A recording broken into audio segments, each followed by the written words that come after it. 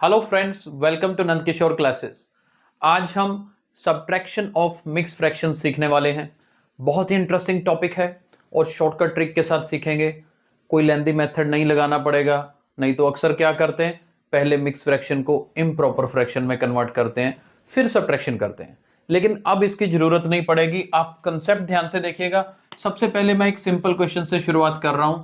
मान लीजिए आपको ये क्वेश्चन सॉल्व करना है। 7:5/9 माइनस 3:2/9। मान लीजिए ये क्वेश्चन है। ठीक है, ये क्वेश्चन बिल्कुल सिंपल है क्योंकि इसमें आपको क्या करना है, डिनोमिनेटर सेम है। सबसे पहली बात तो ये ध्यान रखनी है। इस वीडियो में हम कवर करेंगे जिसमें डिनोमिनेटर सेम ना हो तो क्या करना है, पहले इस पे फोकस करिए।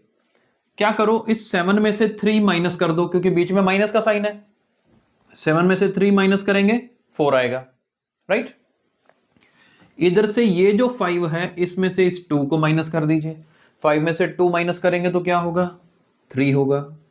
तो आपका आंसर क्या आएगा, 4:3/9। है ना सिंपल। हाँ, आगे आप इसको काट सकते हो। 3 1 ज़ा 3 और 3 टाइम 3 इज 9। तो इसका फाइनल आंसर आप 4:1/3 भी लिख सकते हो। This is correct. तो पहला कंसेप्ट तो बिल्कुल सिंपल हो गया कि आप डायरेक्ट सब्ट्रैक्शन कर लीजिए। होल नंबर में से होल नंबर सब्ट्रैक्ट कर दीजिए, न्यूमरेटर में से न्यूमरेटर सब्ट्रैक्ट कर दीजिए। लेकिन अब यहां पर कई बार क्या दिक्कत आएगी, अभी वो प्रॉब्लम बताता हूं जो आपके दिमाग में क्वेश्चन पक्का चल रहा होगा कि अगर ऐसा होगा तो क्या करेंगे।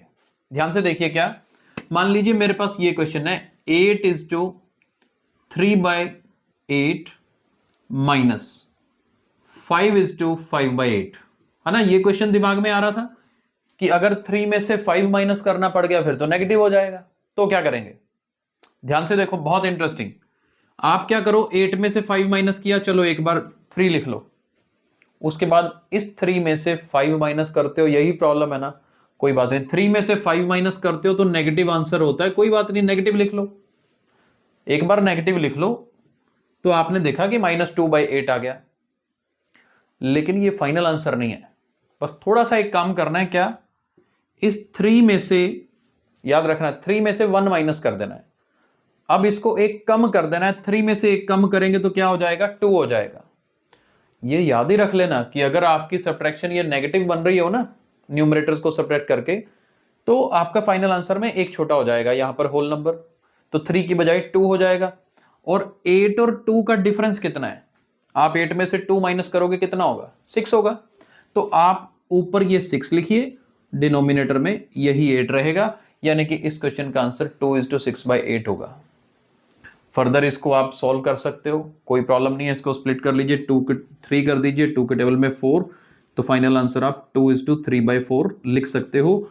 और इसको वेरीफाई कर सकते हैं, अभी करके दिखा देता हूं। आप देखिए यहां पर अगर करें 8 8 64, 64 + 3 67, तो ये बनेगा 67/8, राइट।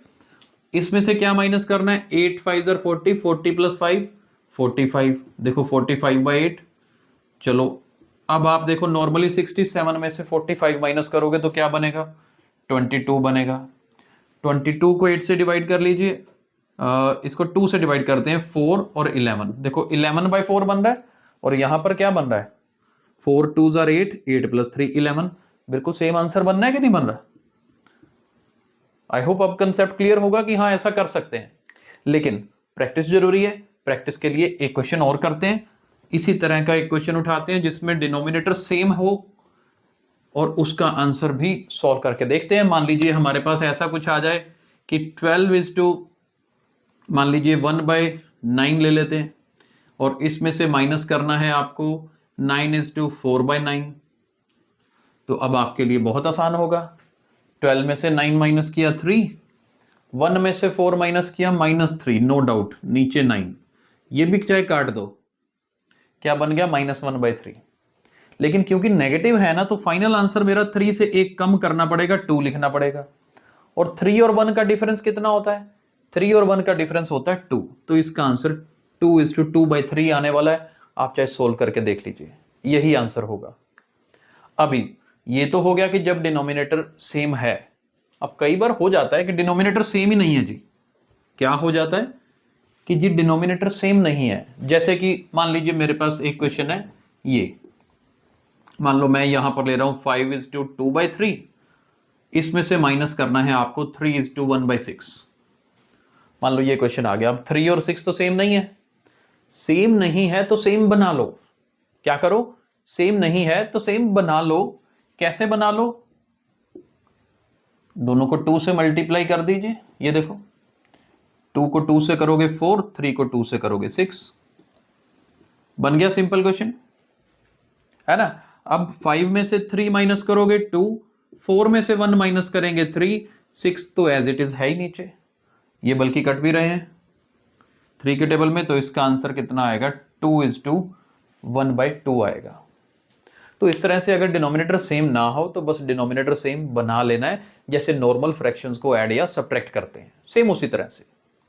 अभी कुछ लोगों के दिमाग में एक क्वेश्चन चल रहा होगा कि सर आप तो हमेशा 5 में से 3, 8 में से 4, ऐसे बड़ी वैल्यू में से छोटी वैल्यू माइनस कर रहे हैं, मान लो उल्टा हो तो क्या होगा, है ना। कुछ तरह के क्वेश्चंस तो दिमाग में आते हैं और आने भी चाहिए।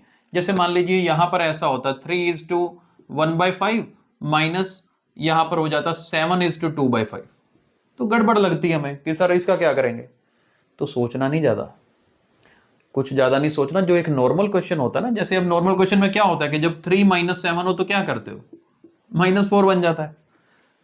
अगर छोटी वैल्यू में से बड़ी वैल्यू माइनस करते हो तो नेगेटिव आंसर आता है ना, तो क्या दिक्कत है, इसका आंसर फाइनल नेगेटिव होगा, बस इतना याद रख लो। बाकी सारा काम सेम कर दो। आप इसको यही समझ के करो कि 7 में से 3 माइनस कर रहे हो, उल्टा कर दो बस। 7 में से 3, या इसको मैं एक लिखने का तरीका बता देता हूं।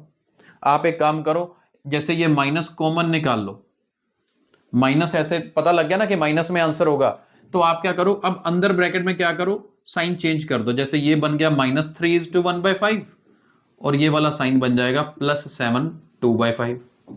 अपनी अंडरस्टैंडिंग के लिए ऐसा लिख सकते हो।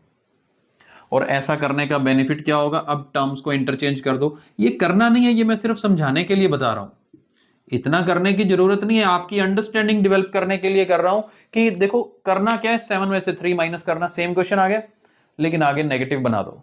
या इसको माइंड में कर लो कि नेगेटिव वैल्यू बड़ी है ना तो फाइनल आंसर नेगेटिव होगा।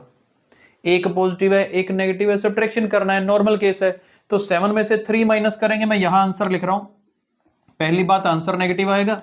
7 में से 3 माइनस किया 4, 2 में से 1 माइनस किया 1, तो इसका आंसर -4/1/5 होगा, जो कि मुश्किल नहीं है। कंसेप्ट क्लियर हो तो सब हो जाता है। तो आप इस वीडियो को 1 बार 2 बार 3 बार देखिए, अपने हाथ से प्रैक्टिस कीजिए। और अगर आपको लगता है कि ये वीडियो हेल्पफुल है तो अपने फ्रेंड सर्कल में, बच्चों के साथ, दोस्तों के साथ इसको शेयर जरूर कीजिए। Thank you so much.